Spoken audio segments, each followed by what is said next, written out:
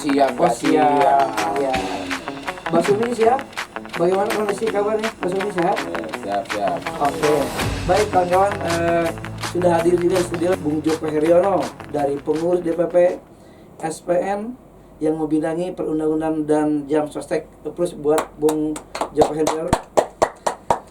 Dan selanjutnya ada narasumber juga hari ini Sri Kandi, Serikat Pekerja Nasional, yakni Mbak Sumi, ya, Ketua DPP SPN yang membidangi pemberdayaan perempuan dan perlindungan anak, GPFH, dan advokasi tentunya. Ini bagian daripada program daripada Mbak Sumi. Plus buat Mbak Sumi. Baik Mbak Sumi, saya sendiri perkenalkan, saya Asep Saifullah, saat ini menjadi host dalam acara talk show, ya, di mana DPP SPN hari ini mengadakan talk show berkenaan dengan apa dan bagaimana kegiatan My Day di 2026 ini. Karena insya Allah biasa diisi dengan mobilisasi massa, diisi dengan kegiatan-kegiatan, tapi bagaimana di internal Serikat Pekerja Nasional itu sendiri akan kita dengarkan 1 jam ke depan. Nantikan live ataupun saksikan live di berbagai media tentunya, yang akan kita buka dengan beberapa dialog lah ya seputar My Day.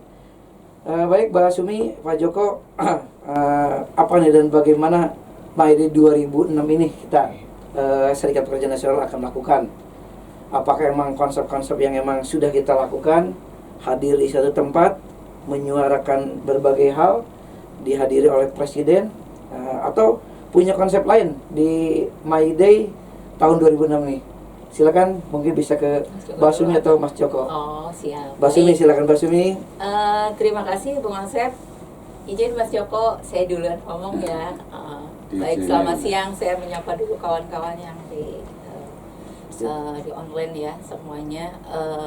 Selamat siang, salam sejahtera buat kita semua. Memang 2026 itu SPN dalam peringatan May Day kali ini ingin menyerukan perlawanan dan tuntutan, tentunya tuntutan atas hak-hak yang sampai detik ini belum juga terrealisasi ya, menjadi kewajiban negara, sehingga titik aksi kita insya Allah May Day itu kita akan melakukan aksi sebagai bentuk seruan perjuangan di Danantara, tepatnya di Wisma Danantara, nomor 3 Kapling 36 sampai 38 ya, Jalan Gatot Subroto kalau tidak salah ya.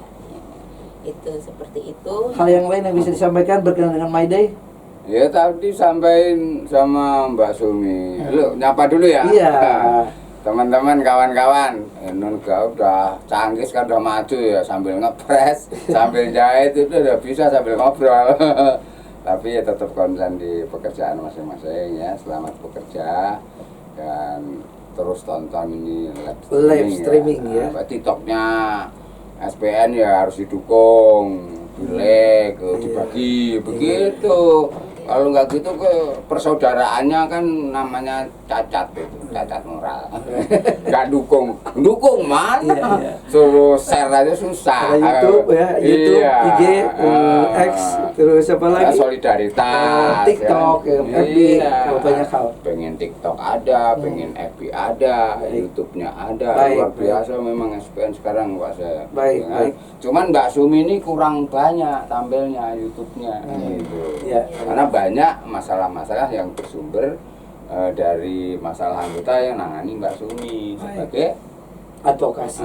Advokasi, pokoknya mau ada kasus apapun Mbak Sumi itu beres semua ya. Baik. Walaupun nggak semuanya beres gitu. Ya, jadi untuk May Day itu kan peringatan ya Pak. Iya. Nah peringatan itu kan bahasa Inggrisnya warning ya. Warning jagung goreng. Warning.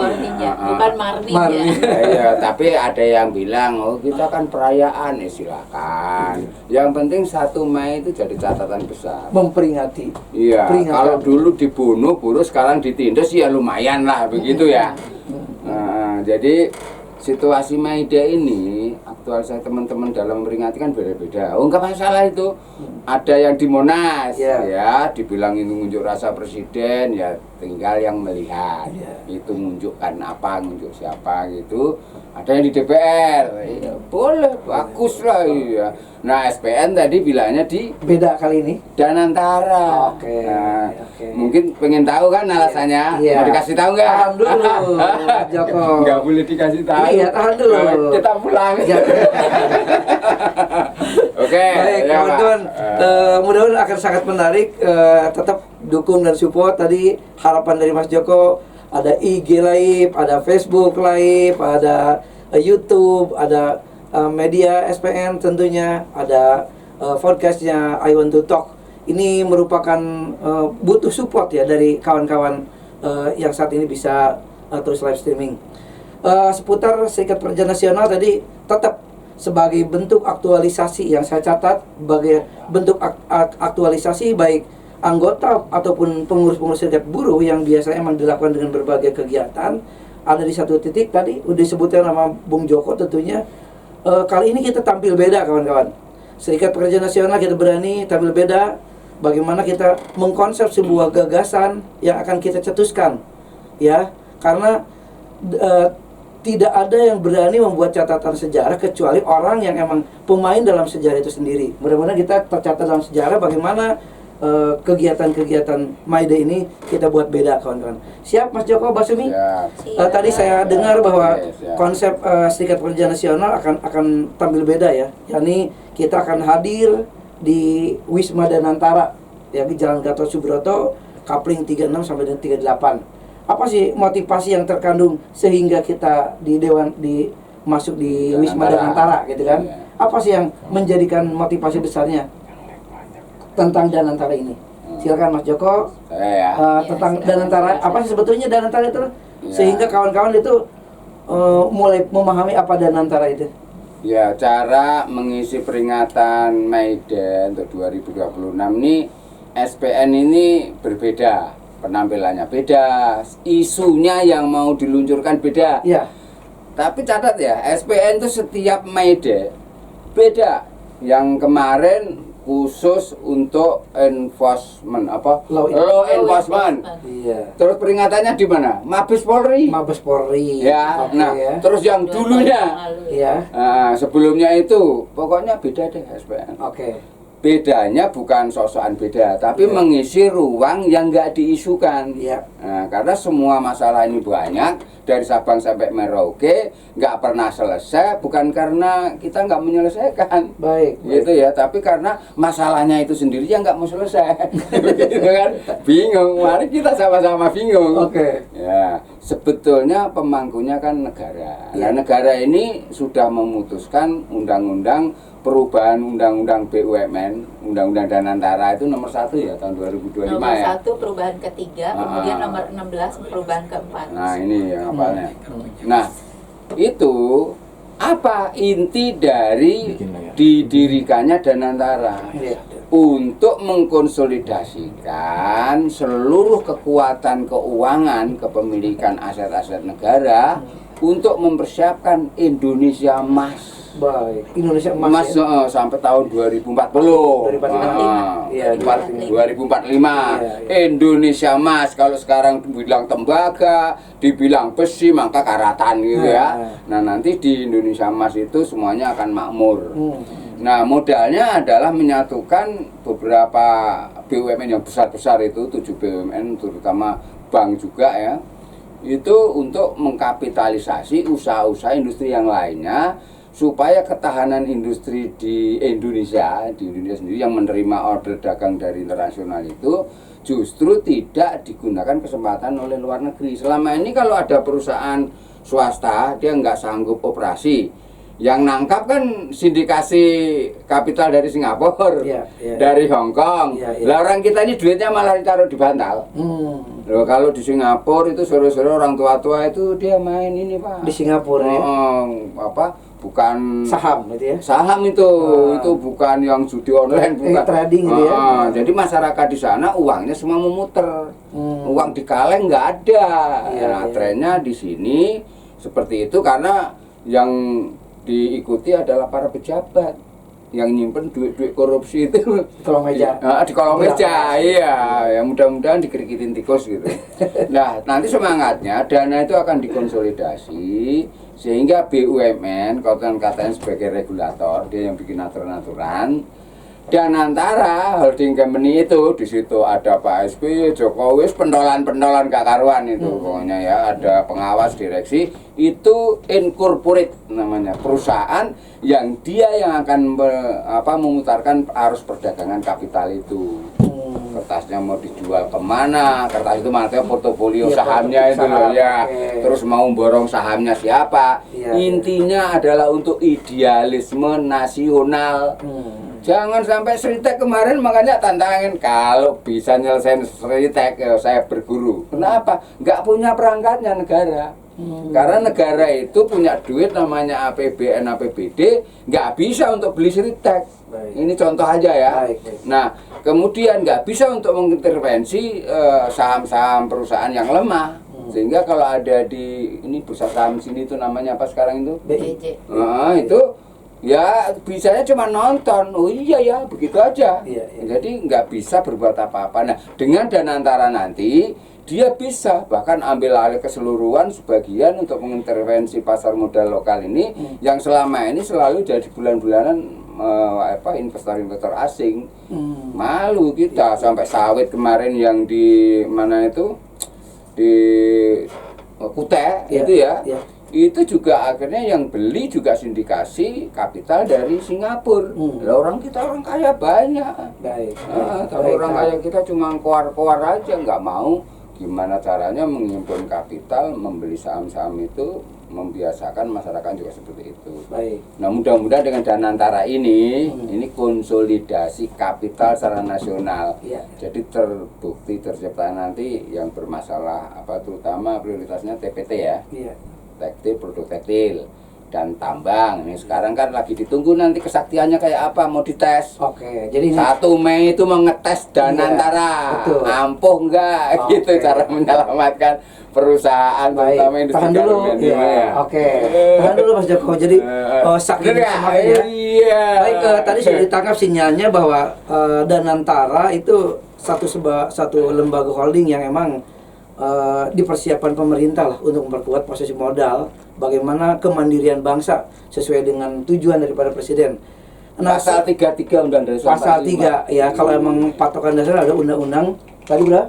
Undang-Undang Dasar 1945 ya. Iya, pasal 33 itu 33 jelas pemakmuran. Nah, untuk Mbak Sumi, sejauh mana kebijakan Danantara berdampak langsung dan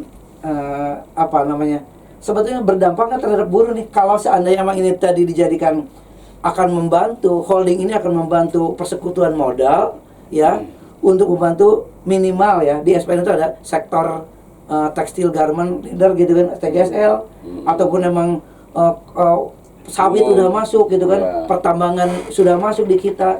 Apa sih sebetulnya korelasi antara Danantara berdampak langsung ada sisi kebijakan terhadap keanggotaan kita nih di SPN?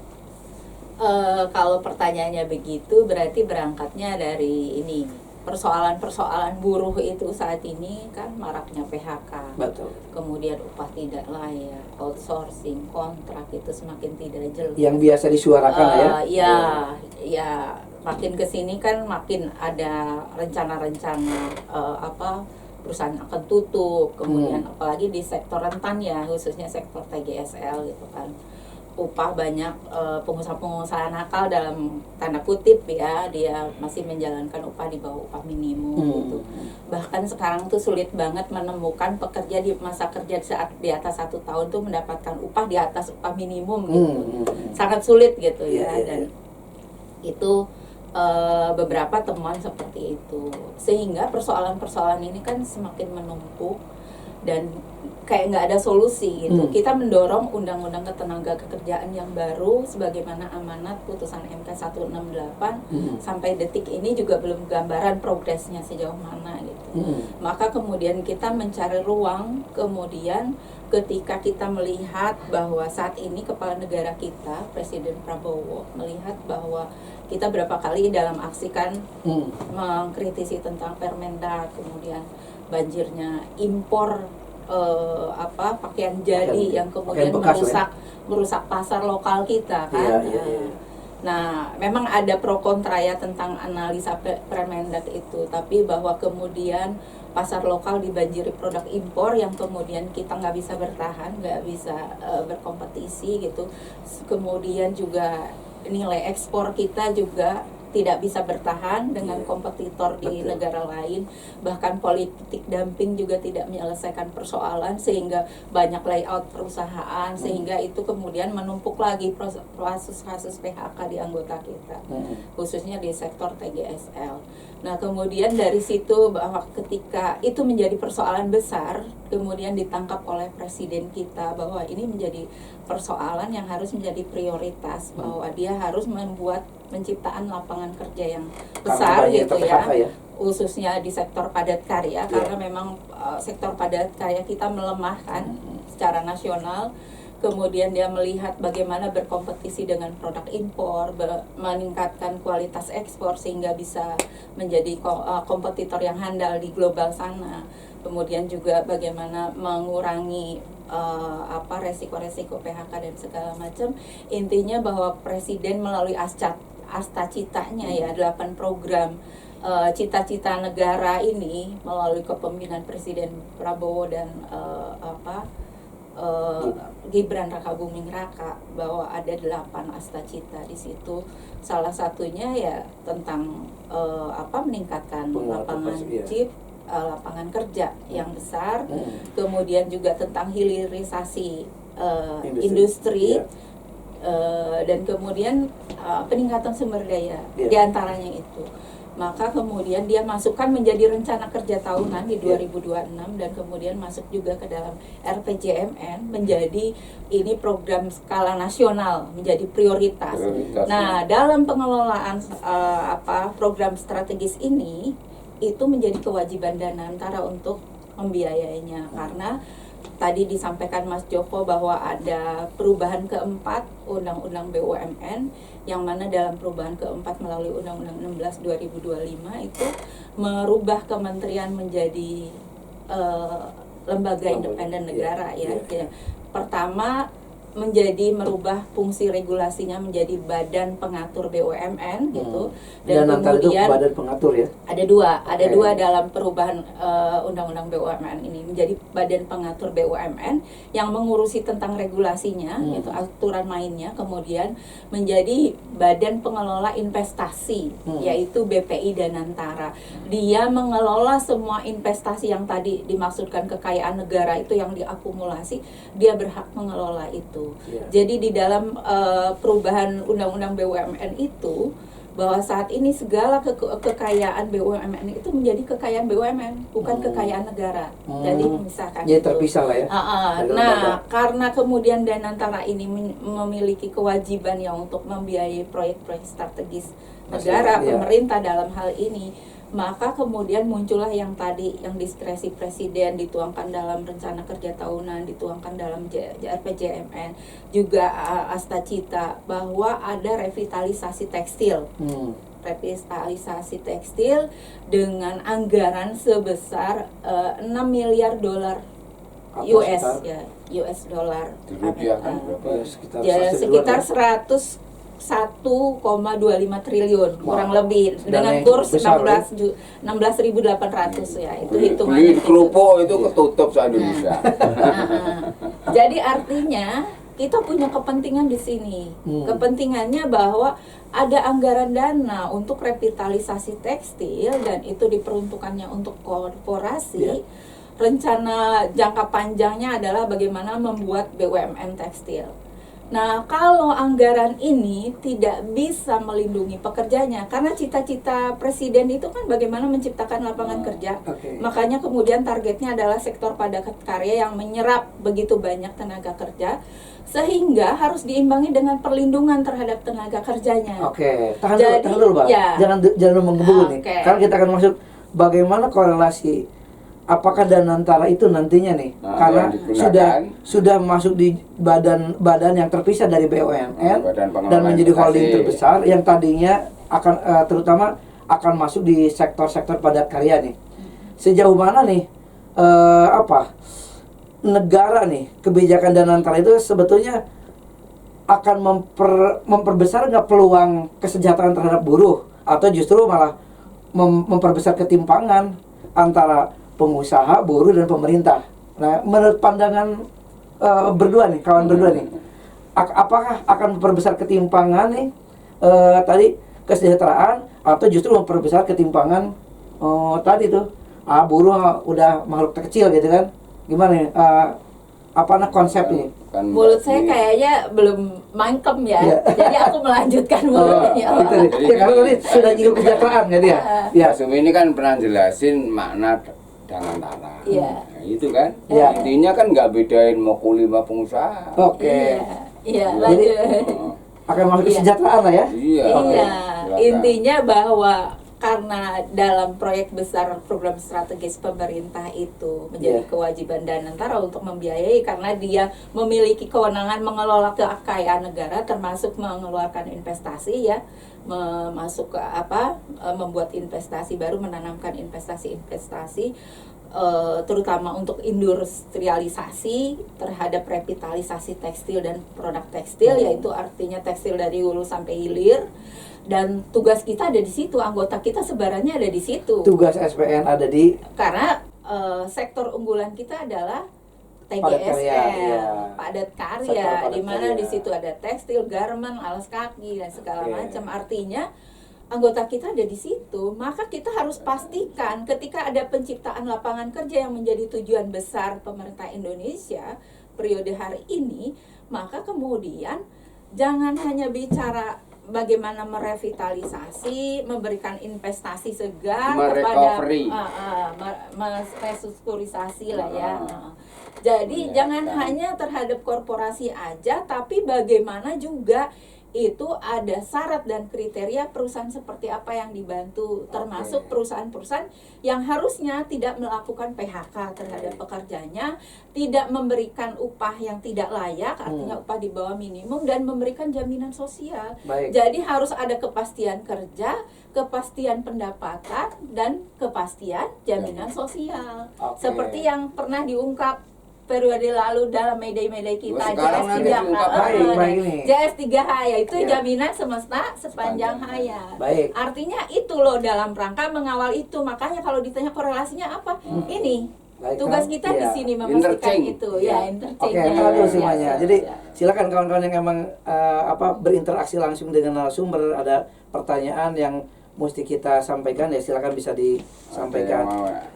Lanjut Pak Sumi, kebijakan ini terhadap ancaman, karena tadi disinggung juga nih, apakah emang Danantara yang emang holding ya, yang justru titik beratnya terhadap anggota kita TGS ataupun sektor padat karya, baik TGSL, sawit, pertambangan, itu kan ada juga anggota-anggota kita di sana nih.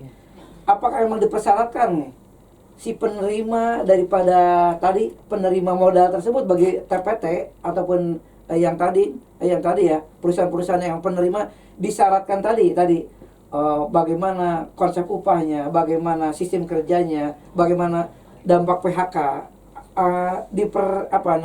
dipersyaratkan seperti itu. Oh, iya, saya jelaskan. Ya, ya. Di situ itu syarat kriteria perusahaan tidak masuk. Makanya tugas kita kenapa SPN menyuarakan itu adalah memastikan bagaimana syarat itu masuk. Syarat penerima. Jangan hanya Oke. kepada kriteria perusahaannya aja, Baik. investasinya, Baik, teknologinya dan segala macam. Tapi pastikan juga kelayakannya dalam mempekerjakan. Jadi undang-undang tentang perlindungan tenaga kerjanya juga harus menjadi syarat. Makanya terintegrasi juga tentang bagaimana undang-undang kita saat ini gitu. Baik, Bagaimana baik. untuk menjamin perlindungan revitalisasi tekstil. Pemerintah mungkin menjawab bahwa ada tentang Perpres ya. Perpres 105 kalau nggak salah. Bukan Perpres, mohon maaf. Peraturan Menteri Keuangan 105 2025 terkait dengan pajak PPh 21 yang dibayarkan oleh negara. Untuk sektor rentan dalam hal ini padat karya ya, tekstil, garment, dan kemudian alas kaki, itu diberikan bantuan subsidi pembayaran pajak Dari? PTH 21. Oke. Jadi yang upah kotornya 10 juta itu mendapatkan subsidi pembayaran pajak. Jadi mereka tidak kena pajak karena dibayar oleh negara. Nah, ini berlaku hanya sektor padat karya aja, garment, tekstil dan alas kaki melalui PMK 105 2025. Nah, ini dianggap bagian dari stimulus yang diberikan kepada pekerja. Enggak cukup seperti itu. Kalau misalnya ini menjadi bagian dari skemanya Danantara, maka harus dipastikan bahwa perusahaan juga benar-benar memperlakukan pekerjanya secara layak, seperti juga amanat Undang-Undang Dasar 45 pasal 28 kalau nggak salah H atau D ya, saya agak lupa, tapi boleh ditelusuri bahwa setiap pekerja berhak mendapatkan imbalan yang layak dan perlakuan yang adil dan layak dalam hubungan kerja. Langsung dicatat. Jadi ada perlindungan itu. Nah, dalam hal ini maka ketika bicara revitalisasi tekstil menyeluruh dong, bukan korporasinya juga, tapi bagaimana juga ada perlindungan terhadap tenaga kerjanya. Tugas kita menyuarakan itu menjadi syarat. Syarat yang harus dipatuhi dalam pemenuhan revitalisasi tekstil itu. Jadi jangan ditanya lagi tugas kita apa, kok Danantara bicaranya tentang korporasi, bicara tentang anggaran BUMN, tentang kekayaan BUMN, kok bisa ya SPN gitu aksi ke sana, ada kepentingan apa? Tapi kita tidak dalam hal itu, tapi memastikan bahwa dana yang dikucurkan itu benar-benar memberikan perlindungan juga kepada pekerja. Jadi kalau ada bicara kepastian pekerjaan, berarti harus ada kepastian pendapatan juga dan kepastian jaminan sosial seperti apa. Bapak ini ahlinya nanti. Baik. Terima kasih Mbak Sumi, udah panjang lebar bagaimana terhadap ancaman PHK. Ternyata persyaratan sebagaimana perusahaan-perusahaan multinasional dia mempersyaratkan ABC sampai berapa syarat, begitu juga dengan Danantara mempersyaratkan kepada penerima modalnya nantinya mungkin undang-undang ketenagakerjaan dipenuhi atau tidak, jaminan sosial, kepastian yang sebagaimana saat ini kita suarakan, JS3H, jaminan kepastian penghasilan, kepastian kerja, kepastian jaminan sosial, ini yang mungkin menjadi bagian dari persyaratan penerima modal tersebut kan, penerima dana tersebut. Mas Joko mungkin kita bergantian nih, apa sih sebetulnya, apakah ada resiko privatisasi terselubung? Tadi nyinggung juga tentang privatisasi terselubung ataupun liberalisasi sektor strategis melalui kebijakan ini. Apakah indikasinya menurut Mas Joko ada nggak sih dalam ini, dalam konteks Danantara ini, hal-hal yang kira-kira terselubung? Apakah menjadi lembaga ini dibuat untuk golongan elit tertentu atau mungkin anggap saja mereka tidak pernah tahu, yang kecil udah nggak usah tahu, cukup aja elit karena dana ini pengelolaan. Ada nggak hal terselubung seperti begitu? Loh, kalau privatisasi kan itu statusnya privat ya Mbak, itu incorporate. Makanya saya selalu bilang gini, Indonesia ini pura-pura merdeka. Pura-pura merdeka. Kenapa? Karena Indonesia incorporate. Oh, apa tuh incorporate? Incorporate ya negara aja hanya punya administrasi, nggak punya apa-apa. Hanya tata kelola administrasi saja. Iya, punya duit kalau udah diketok sama DPR namanya APBN. Lah itu duit BUMN di di BRI atau di Mandiri, BUMN itu kan. Iya, yang sekarang itu duitnya perusahaan. Yang dicatatkan di Kementerian Hukum dan HAM sebagai PT Persero toh. Dia entitas. Bukan negara gitu loh. Tapi badan hukum milik negara. Nah, negara punya hak apa? Namanya dividen. Nah, ini nanti di samping dividen itu negara ini bisa mengatur ya kemanfaatan dan kepentingannya, kekayaan negara yang sesungguhnya ditempatkan di korporasi-korporasi itu. Nah, bagaimana intervensinya? Udah ada tata kelolanya, sistem saham, pasar saham, bagaimana cara mengatur kerja saham dan sebagainya.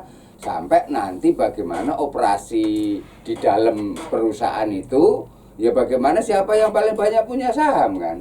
Kalau saham itu mayoritas kuasain Mbak Sumi suka-suka begini. Loh, kalau yang menguasai Hong Kong, ya kita Pak Ijo ya begini, gitu loh. Karena selama ini dari luar ya. Tangkap kan? Ya, Nah ya. iya, duit gua itu. Ya tapi kan PT Angin ribut, iya nggak apa-apa, mau tak cabut duitnya kan itu. Selama ini yang terjadi ya. Iya. Modal itu dikuasai asing. Dalam ketentuan korporasi mayoritas itu punya veto. Umum kan? Iya. Menangan gitu. Kalau cuma sahamnya 10%, ya kita apa teriak-teriak ya akuntabilitas dan sebagai syarat kerja itu. Iya. Itu bagian syarat dagang internasional munculnya dari traktat kan, dari konvensi-konvensi, ada ILO, BA dan sebagainya. Lalu hubungannya apa yang diceritakan sama Mbak Sumi, yang job security, income security, social security itu interchange. Ada undang-undang lagi yang korelasinya ada nih, PPSK ya, peningkatan peningkatan keuangan itu ya, sistem keuangan, optimalisasi P2SK itu. Apa? Di sana itu justru mengatur arus uang. Lah di sini arus modal dan antara ini. Dan antara arus modal. Di sana mengatur tentang bagaimana menggunakan uang. Uang karena peningkatan sistem keuangan. Di sana pemerintah diperintahkan untuk membuat program pensiun lainnya. Pemerintah dapat membuat program pensiun lainnya. Udah ada Taspen sudah ada, Sabri sudah ada, kemudian BPJS sudah ada. Yang belum ada apa? Jaminan pensiun bagi pekerja. Pesangon harus dijadikan dana pensiun. Pensiun yang PSYugo yang setiap bulan nanti diterima. Jadi total sumber dananya dari mana tuh kira-kira? Dulu selama jika ini pesangon kan liabilitas pengusaha itu kan 13%, 8,3% ya. Jadi iuran BPJS itu total keseluruhan kalau perusahaan bayar ya, dari pengusaha dan pekerja itu 14,7. 14,7%. Uang yang terkumpul. Pesangon itu 8,3 kalau dipersenkan. Total 23%. Itu adalah akumulasi kekuatan perusahaan bersama pekerja dan pemberi kerja. Dia yang didedikasikan kepada risiko sosial yang disebut Mbak Sumi tadi. Job security, di PHK, unemployment, sedang proses, tetap ada talangan yang diberikan. Ini mah tinggal niru Singapura, kok seperti itu. Dan tentang itu. Penyelesaian tentang berjalan itu buruh nggak boleh nggak punya penghasilan, sakit diobati, gajian tetap. Keluar pesangon. Keluar nanti pesangonnya ada yang nilainya tunai, JHT tunai, JP tunai, pesangon itu kalau bisa nanti tiap bulan atau diambil tunai. Jadi dari pengusaha itu membayar pesangon sistem iuran. Iya, jadi pasti dapat. Gitu. PHK itu nggak haram, boleh karena mungkin sesuatu kan yang dikehendaki dua belah pihak, tapi hak normanya itu yang harus diperjelas negara. Sampai sekarang negara nggak hadir, Mas, nggak tahu kemana. Nggak hadir. Ikut tahlilan kemana juga nggak jelas, nggak ada. Tapi nggak hadir kalau ada kasus Mbak Sumi, negara hadir. Apa dengan dana dari negara itu akan diyakinkan hadir? Mau nggak mau akan hadir karena kepentingannya mengelola sumber daya manusia dan sumber daya alamnya. Karena judulnya adalah investment. Ngomong putar-putar, jangan mutar-mutar ketemu topping-topping. Keluar turun Tambunan, wah repot gitu. Tambah menarik pemirsa. Jadi kita lebih banyak bagaimana mengaktualisasikan diri melalui penjelasan kedua narasumber yang cukup handal ini. Tahan dulu semuanya. Jadi coba kita akan masuk nih karena memang waktu kita yang terbatas ya. Mudah-mudahan kita dari media bisa mengundang kami kembali ya untuk bisa berbicara tentang hal yang lain tentunya. Ini berkenan tadi sudah banyak bagaimana konsep keterkaitan antara Danantara dengan perjuangan organisasi, bagaimana dengan konsep Danantara secara holding dikatakan satu lembaga yang memang harus mampu gitu kan menjadikan jati diri, memandirikan bangsa Indonesia ini. Itu kan janji tadi sampaikan Mbak. Tadi yang selanjutnya nih masuk kepada sikap organisasi kira-kira nih. Jika Danantara merugikan pekerja, apa sikap yang harus diambil serikat pekerja nih? Karena saya yakin begitu serikat pekerja mulai paham tentang keterkaitan Danantara dengan anggotanya, si penerima TPT tadi nih, apa sikap yang oke lah SPN lah, karena emang kita memulai gerakan ini, entah nanti ada ditangkap sama teman-teman yang lain atau tidak, tapi kita sudah mampu menorehkan bahwa isu ini menjadi isu utama nih. Sikap yang akan diambil serikat pekerja nih, jika Danantara merugikan pekerja, PHK masih banyak, upah masih di bawah tadi, terus jaminan sosial tidak terpenuhi, kepastian kerja tidak ada, itu kan hal-hal yang merugikan nih. Apa yang kira-kira sikap yang harus kita ambil? Janjinya emang nggak merugikan ya? Ya janjinya tidak merugikan. Iya. Ya manis kan janji mah kan. Nggak tahu kalau salah proses. Atau emang belum berjalan kita belum bisa mengambil sikap. Pertama yang harus dilihat ini, BPI Danantara atau Badan Pengelola Investasi Danantara itu sebagai operator kan. Regulatornya itu adalah Badan Pengatur BUMN. Iya. Jadi ini kan perlu ada tindakan BPI, ya? langkah gitu, BP BUMN. Iya. Jadi Badan Pengatur BUMN dengan BPI Danantara. Nah, ini ada kewenangan yang terpisah. Iya, Dia mengucurkan investasi operasionalnya gitu. Artinya dia operatornya, pelaksananya, sementara ada yang regulasi. Nah, ini belum diatur yang tadi saya suarakan, bahwa yang perlu diingat lagi bahwa saat ini tidak ada kriteria perusahaan yang dimasukkan di dalam prasyarat ya, yang akan direvitalisasi itu adalah perusahaan yang benar-benar memastikan dia memperlakukan karyawannya secara layak, artinya patuh dan taat terhadap syarat utama ya harusnya ya. Norma ketenaga kerjaan harus dipatuhi. Okay. Dan itu belum, maka kita akan memastikan. Dan satu hal lagi yang perlu dilihat bahwa kan Danantara ini memiliki kewenangan penuh ya terhadap pengelolaan kekayaan negara. Bahkan ketika ada resiko investasi yang merugikan, maka itu tidak menjadi resiko negara gitu. Artinya ini kan rawan juga. Kalau kita tidak bisa mengontrol, bisa mengawasi, meskipun kita bukan siapa-siapa, tapi dalam kerangka negara yang demokratis, maka warga negara tidak bisa dirugikan kan. Keadilan itu harus ada keadilan distributif dan juga keadilan keadilan distributif dan keadilan substantif. Jadi substansinya harus memberikan keadilan, distribusinya juga. Nah, ini yang harus tercapai ketika bicara kebijakan bahwa dia merevitalisasi tekstil dan produk tekstil. Maka juga keadilan itu harus diterima oleh pekerja dalam bentuk perlindungan tentang kepastian pekerjaannya, kepastian pendapatan, kepastian jaminan sosial. Sisi lain juga karena ini rawan penyalahgunaan, maka agar kita sebagai warga negara juga ikut mengontrol itu, ikut memastikan itu gitu. Bahkan ada penting syarat yang memang kita harus suarakan juga, bahwa ada keterlibatan serikat dalam memverifikasi perusahaan-perusahaan mana yang akan mendapatkan revitalisasi. Karena ketika kita tidak dilibatkan, maka auditnya ya, bahasanya ketika diaudit lah kriteria perusahaan itu bisa cincai kan. Maka kepentingan kita di situ. Apa yang merugikan? Ya karena itu syarat tadi yang kita sampaikan, bahwa harus ada jaminan perlindungan tentang tenaga kerjanya, terus juga jaminan perlindungan jangan sampai nih dana yang memang menjadi penyertaan modal negara itu terhadap Danantara untuk revitalisasi tekstil itu nggak tepat sasaran. Maka perlu ada keterlibatan serikat. Kepentingan kita di situ. Maka apabila ada kerugian karena ini tadi bicara regulasi, berarti kita harus intervensi terhadap regulasi itu kan. Maka perlu ada pembicaraan berkelanjutan. Ada tahapan yang tidak hanya di May Day aja Mas, sepakat kita. Tidak hanya di May Day aja kita suarakan, tapi ini harus ada tahapan berkelanjutan. Bagaimana memfollow up itu agar itu tidak hanya suara-suara yang disuarakan saja, tapi itu juga bisa diimplementasikan oleh negara dalam bentuk regulasi gitu, untuk memperkuat yang kita. Berat kan soal kepercayaan masyarakat.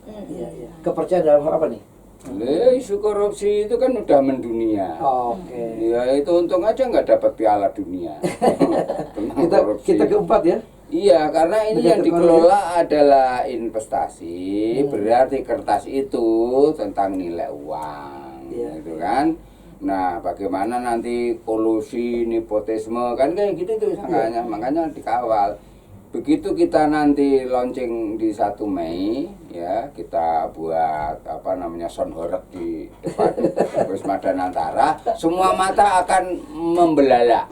Wah, SPN dapat jatah gitu kan. Wah, SPN begini begitu. Itu bagian daripada trust ya. Iya, biarin nggak apa-apa. Oke. Semakin banyak yang kepo, semakin banyak yang bully, semakin banyak orang Yang yang pingin tahu. membahas. Iya, Akhirnya iya. nanti pihak sana lah ya yang harus meyakinkan, pihak Danantara meyakinkan, percayalah sama Dagu gitu kan. Dagu itu ini gitu loh. Karena yang paling berat kepercayaan. Baik. Ya, di situ pengarahnya pengarahnya ya. Mantan Pak presiden. SBY. Enggak main-main, ya kan? Iya. Lo kalau nggak Dewan percaya, pengarah ya? dia 2 kali periode Iya, dua-duanya itu kan. Terus yang kemudian pengawas apa namanya itu, dewasnya ya, Iya. itu juga Kepala. konglomerat. Iya. Masih kepala Oh, iya. kepala BPI-nya. Bukan yang apa Yang itu mana? loh, komisaris. Komisaris. Kometnya. Tapi Oke. kalau terus wah Mbak Sumi jangan-jangan tuh cuma pengen jadi komisaris, nggak ada itu. Banyak ya gede-gede kok tuh. Komisarisnya di sana itu konglomerat. Iya. Gitu loh. Lo kalau mau ngambil kita sebagai komisaris tadi ya, apa namanya? Komisaris ya. Alhamdulillah, tapi apa kok banget itu. Gitu kan. Oke. Kita cuman modal cuman apa Jocos. itu? Ya, Jocos. cocot lah gitu lah. Tapi kita ini punya hak untuk menerima janji itu. Oke. Indonesia emas, rakyat menjadi sejahtera, ya kan? Upah layak, nggak terima UMR. Loh, aku seneng loh ngelihatnya Pak Prabowo itu ya. Seneng. Kenapa? Dia tuh lugas. Dengan gayanya yang khas ya. Iya, tapi kasihan kalau ternyata nggak hasil, Tidak terwujud ya? nggak terwujud. Masya Makanya kita Allah. bantu dorong. Jadi bukan omongan-omongan doang. Oh enggak. Oh, oke. Jadi kan pegawai pemerintahan ini TNI, Polri, pegawai negeri ASN itu ya sampai yang honor itu totalnya kan 6 juta. Bayangin kepalanya 6 juta itu kan ada yang hitam putih, ada yang jorok, ada yang baik ya orangnya. Nah, disinilah pentingnya kita gerakan serikat pekerja khususnya SPN ini pengen mendedikasikan gitu ya. Oke. Bahwa isu ini untuk kepentingan nasional, bukan Oke. kepentingan Serikat Pekerja Nasional gitu loh. Jadi kalau sekarang ini ada aku sangat nggak apa-apa. Nggak apa-apa. Kita ini kalau ada tanya jawab terbuka nih Iya. ya. Wah, ada juga ya. kalau ada yang bertanya nggak apa nih Oke, bisa nih gitu lebih lah. tahan juga nih karena ini masih ini ya bagaimana gerakan buruh nih apa dalam hal mengambil posisi tegas nih karena tadi sudah sedikit mengkerucut nih Gerakan buruh secara umum apa iya, tadi SPN? keterlibatannya dengan kayak begini kita hanya memicu gitu kan Ntar kalau udah rame pasti ada gula ada semut. Nah itu makanya kan? bagaimana nih kita nih ataupun gerakan buruh mengambil posisi tegas atau masih perlukah Ini kan lebih sama. dalam tentang kajian ya kajian mendalam tentang tadi BP itu BP apa namanya BPBUMN BPBUMN itu kajiannya bagaimana keterlibatan gitu kan yang selama ini ya kita masih tabu kan hal seperti begitu kan apa sikap tegas yang emang harus kita yakinkan kepada BPJS anggota. Usul BPJS itu kayak yang kenceng menyuarakan SPN ya. Ya. Seminar apa segala macam. Ya. Nah, yang lainnya kan baru belakangan ini. maksudnya. Bukan BPJS dulu. Iya, SJSN. Iya, JSN. Iya. Jaminan sosial lah ya. Iya, ada pro Perubahannya kontra di antara gerakan jam buruh. sostek sama jaminan SJSN BPJS tuh. Iya. Dulu. Kita demo tolak, sono laksanakan. Iya. Akhirnya Ada. kita bilang laksanakan, dia bilang entar dulu. Gitu. Entar dulu itu maksudnya kalau udah jadi komisaris. Iya. Ternyata Oke. memang ada yang seperti itu ya. Dia berjuang itu memang ada apa namanya istilahnya apa itu? What? Ada what-nya? Iya. Ada yang polos-polos normal aja. Ya, itu ketawanya kalau udah belakangan. Yang polos bisa dijadikan selalu dijadikan alat kali. Ya nggak masalah. Akhirnya bisa bermanfaat dan dimanfaatkan. Oh, Nah. bisa bermanfaat dan Iya, dimanfaatkan. kalau yang oportunis pasti meliper dia takut dimintain, takut bagi dong kan gitu, meliper nggak berani. Iya. Terus ini, nah mudah-mudahan ini nanti semua akhirnya menjadi berdiskusi tentang Danantara.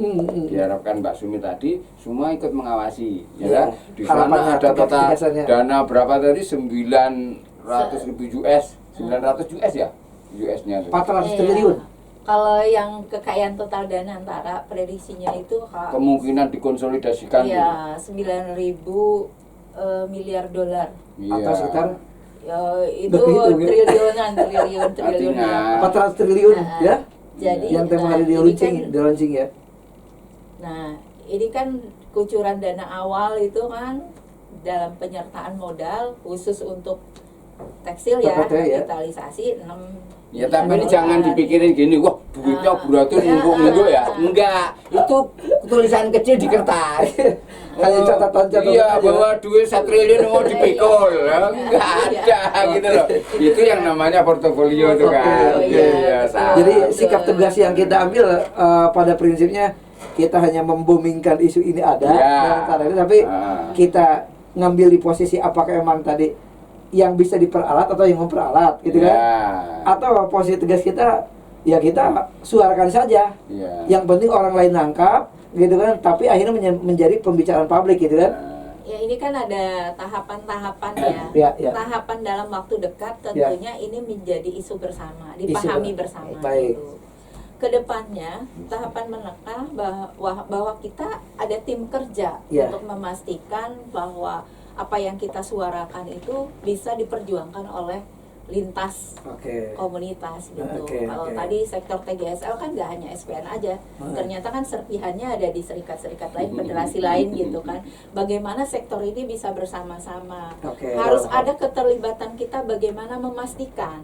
Jadi kalau kita bicara korupsi itu ada ketika tidak ada berjalan, ketika tidak ada fungsi kontrol dari masyarakat, maka kita berperan sebagai fungsi kontrol itu, memastikan syarat yang tadi kita tentukan dalam menentukan perusahaan-perusahaan mana saja yang akan direvitalisasi, kemudian syarat juga yang akan ditentukan bagaimana ketika memang rencana membangun BUMN tekstil ini terrealisasi, maka harus melibatkan serikat pekerja tentunya dalam sektor TGSL ini, karena kalau bicara membuat undang-undang itu harus melibatkan masyarakat terdampak, maka kita adalah bagian dari masyarakat terdampak gitu. Oke, baik.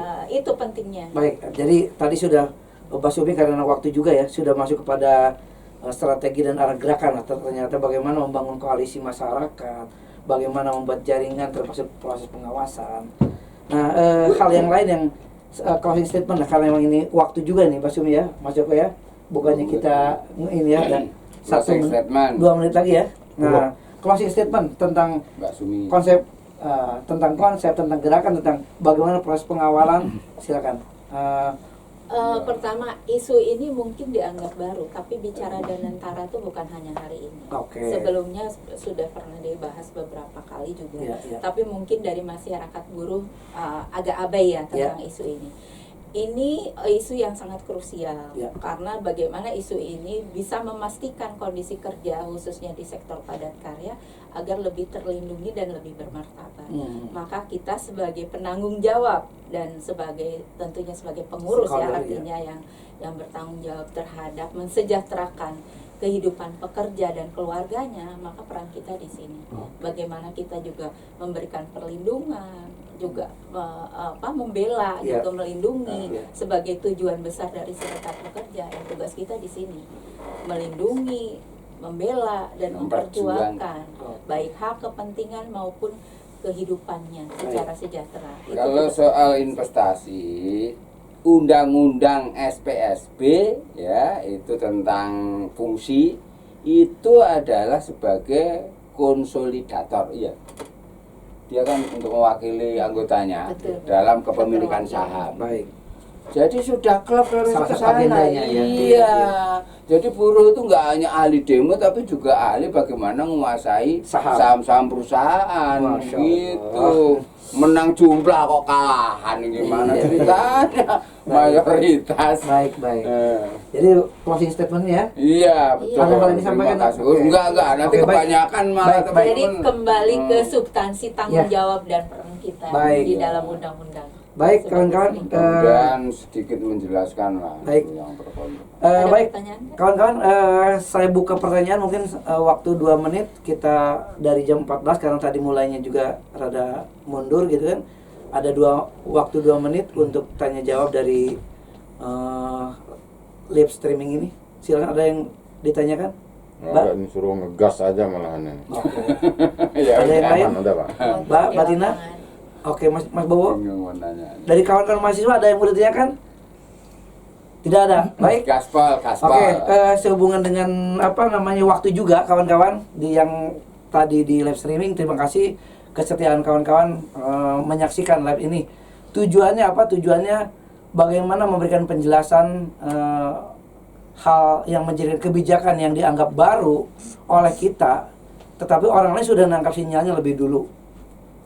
Kita tadi dikatakan kita selalu beda dalam membuat ide dan gagasan gerakan. Tadi disampaikan bagaimana My Day kita harus aksi di Mabes Polri tentang law enforcement ya. Bagaimana My Day kita membuat gagasan diwujudkannya SJSN walaupun ada beberapa kawan yang yang kontra. Nah, kali ini lagi-lagi SPN tampil beda. Bagaimana kita membuka mata ya, membuka mata tentang Danantara, sebuah holding yang besar yang emang cita-cita mulia dari presiden, tetapi tidak disalahgunakan oleh kepentingan segelintir orang. Termasuk bagaimana peran kita selaku pengurus SPSB untuk mensejahteraan, melindungi, melakukan pembelaan terhadap kawan-kawan kita, termasuk bagaimana memenuhi hak-hak dasar daripada serikat pekerja serikat buruh tadi. Itu saja yang bisa disampaikan. Terima kasih sudah hadir di studio I Want to Talk. Saya Asep Sepuluh undur diri. Assalamualaikum warahmatullahi wabarakatuh. Bangkit terus Serikat Pekerja Nasional SPN. Satu hati, satu tekad, satu tujuan. Yes. Assalamualaikum warahmatullahi wabarakatuh. Waalaikumsalam warahmatullahi wabarakatuh. Oke, terima kasih. Sukses. Masya Allah.